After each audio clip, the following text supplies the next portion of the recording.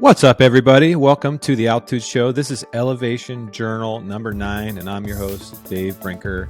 I hope you guys have had an amazing week. There will be no interview this week. I am on spring break with my family, so I'm recording this before we head out, and I hope you enjoy it. It's been an amazing week.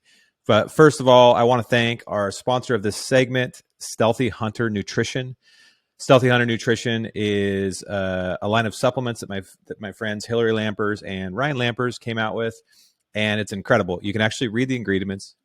It's good for you. It's really good shit. I actually just had some of their E-Charge electrolytes in my water after my workout. I always have their bone broth protein in my protein smoothies in the morning. You can use my code Altitude at stealthyhunter.com to buy any of it, and you won't regret it. If you're going to use supplements, you might as well use supplements that are good for you. That's kind of my opinion. But we've been working on a big giveaway the last few weeks, and for those of you that entered, I really appreciate it. We're going to be drawing the names in the next few days and announcing them on YouTube and Instagram. It's going to be awesome. So keep your eyes out for that if you entered that giveaway, the 50th episode giveaway. All right, let's roll right into it. So this past week, I launched an interview with Brady Miller, my friend Brady. And for those that don't know who he is, he's basically a professional hunter, author. He has a degree in biology. He's become a really good friend of mine. He works down at Go Hunt, which has also been a sponsor of the show, in Las Vegas. But he went to college in Montana and became a very prominent Western hunter over the last several years, specifically around mule deer. But he's just a good hunter and a really good guy. Statistically, it is the best podcast I've launched yet. It has the most downloads out of anything that I've launched. And I think it's really because the gloves came off. It was really, really authentic. And we talked for almost 2 hours. And honestly, I forgot we were doing a podcast. There were several things we talked about that are controversial. But it was just, I don't know. It just rolled really well. And he isn't afraid to say anything. You can watch the full interview on YouTube at the Altitude Show YouTube channel. There's obviously the audio versions out everywhere. So my 3 takeaways from my podcast with Brady Miller was, number 1, Brady has become known as a mule deer hunter. And in order to be among the best at anything, in this case, mule deer hunting, you have to have an incredible amount of focus and discipline. Now, I've said on this podcast before, and I still believe, I'm not trying to be the best in terms of comparing myself to other people at really anything I do. I'm trying to be my best version of myself in everything I do, meaning I don't just do one thing to be the best in the world at it. I've never been that way. I enjoy novelty too much. I like trying new things. I'm pretty good at several things, but Brady, he's good at several things too, but really he focuses most of his life's work at being the best mule deer hunter he can be. And I admire that when people do that. That takes a lot of discipline and sacrifice. I would be too distracted.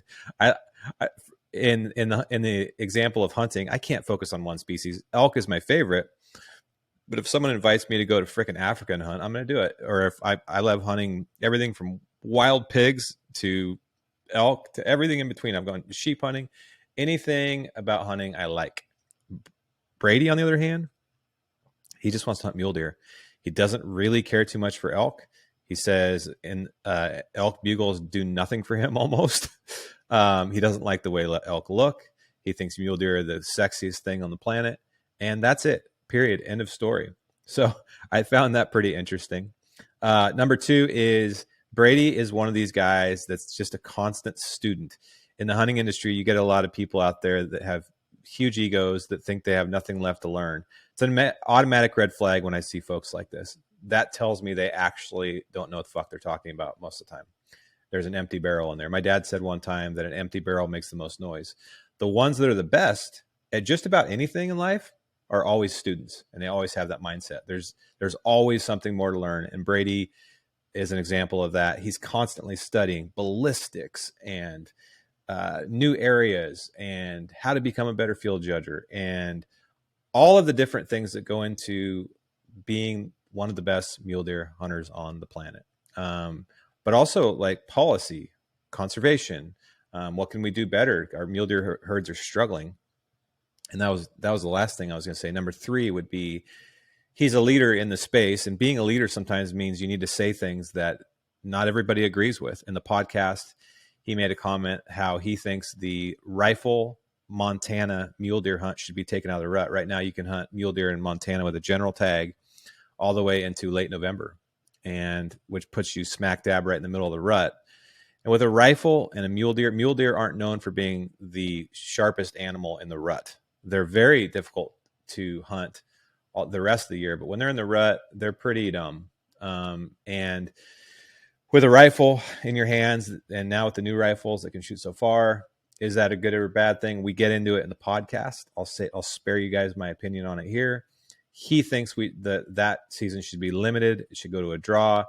The mule deer populations are struggling everywhere, from disease to habitat loss to human encroachment to over harvest.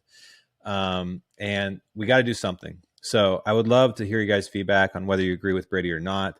But I think in order to say things like that, you have to be a leader, because we can all just go around trying to tiptoe and not hurt people's feelings, but that doesn't do any good.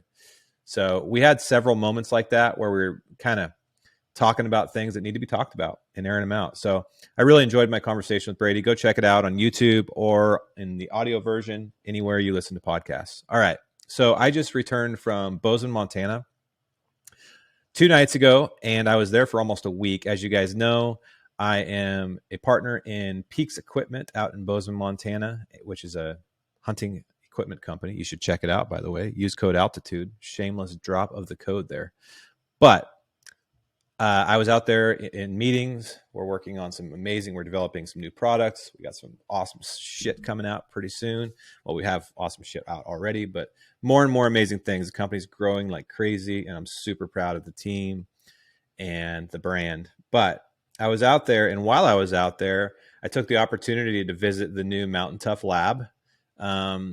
You guys have heard me talking about Mountain Tough. I've known those guys for years, but I've really been deep in their program for the last 3 or 4 months.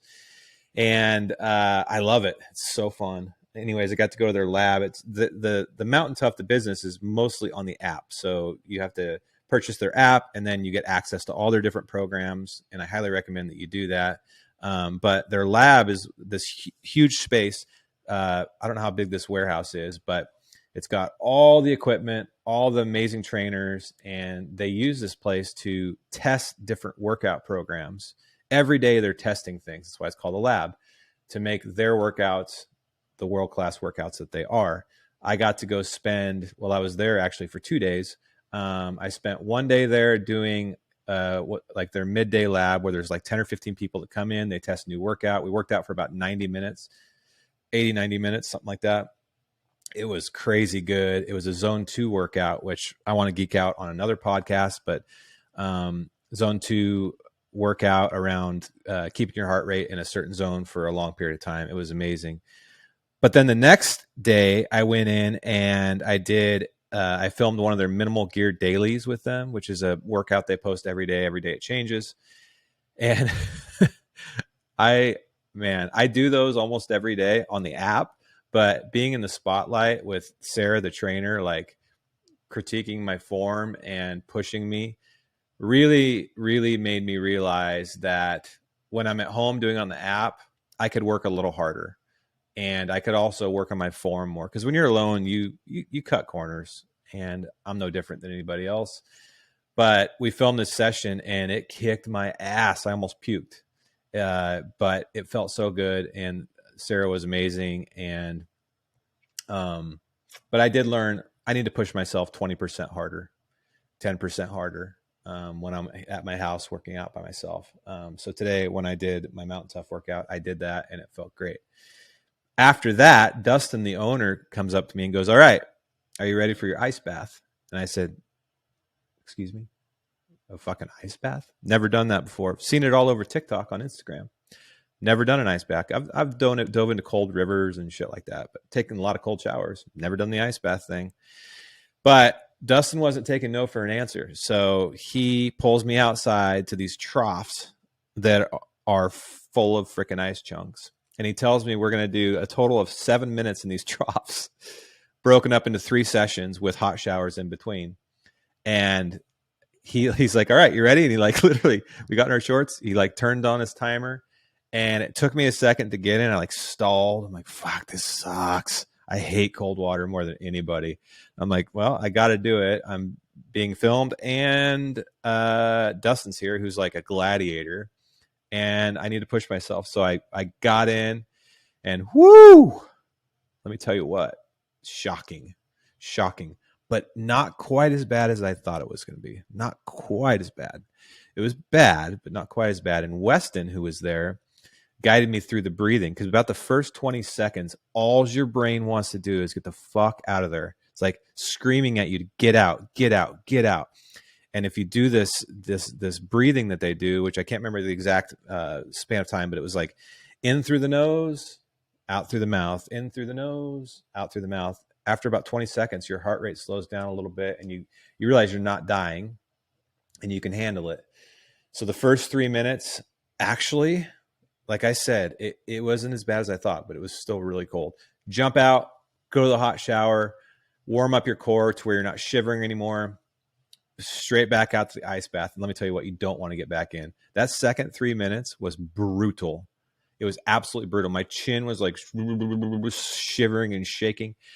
And I got in, and 3 minutes was like a million years. And while I was sitting there, I saw a pigeon flying. You're like, I don't know, it like does weird shit to your brain. I like saw this pigeon flying in the air peacefully, and then like it goes up into the rafters, up into its nest, and all I could think about was how warm that nest was.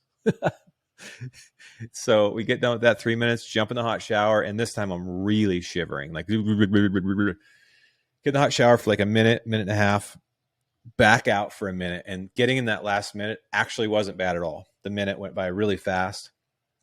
And long story short, I actually kind of liked it. I know it's super trendy, and no, I'm not going to post it every time I do it, but I really liked it. I felt great. It was way better than a cup of coffee. So I think I might buy a trough and start doing it. It's supposed to be really good for you, according to the research. So that was my Mountain Tough day. Oh, and then we went and did a podcast. I did a podcast. They have an amazing podcast on the Mountain Tough app. And we sat down for about an hour with Dustin, and what we got into was pretty crazy, guys. I haven't talked a lot about it on this podcast. I've talked a bit about it on my Instagram. But Dustin and I talked a lot about, he knew I had talked about anxiety and depression. And we went pretty deep into that. And the reason it was kind of interesting is because Bozeman was my hometown for 7 years.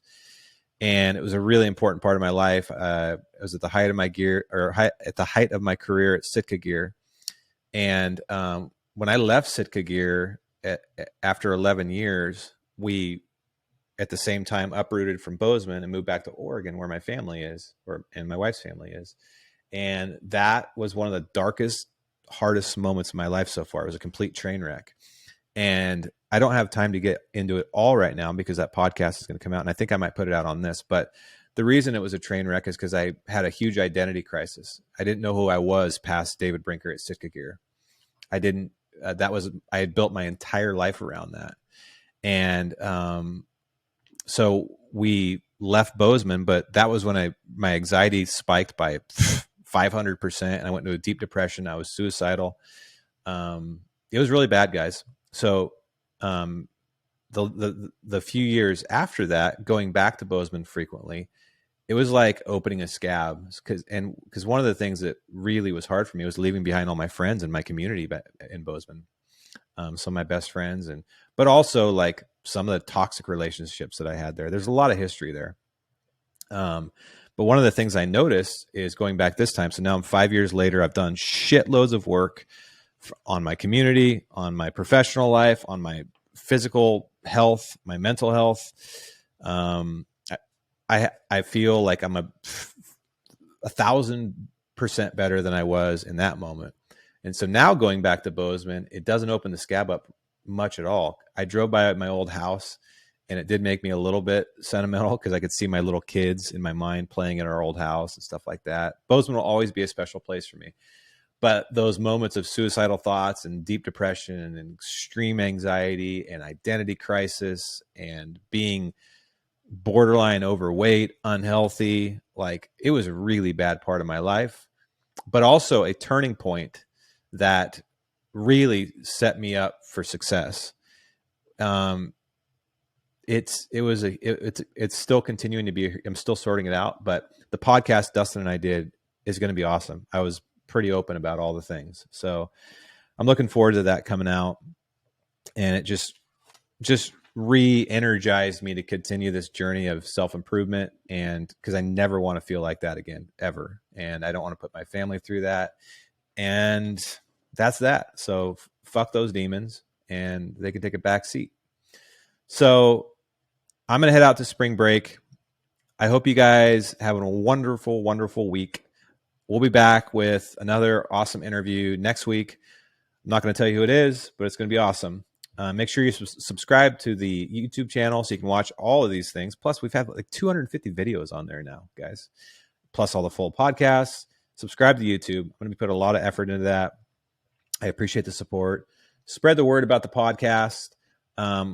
As always, you can always email me questions to info@altitudeshow.live. If you want to have your question answered on air, I will not mention your name. You can send me anything you want.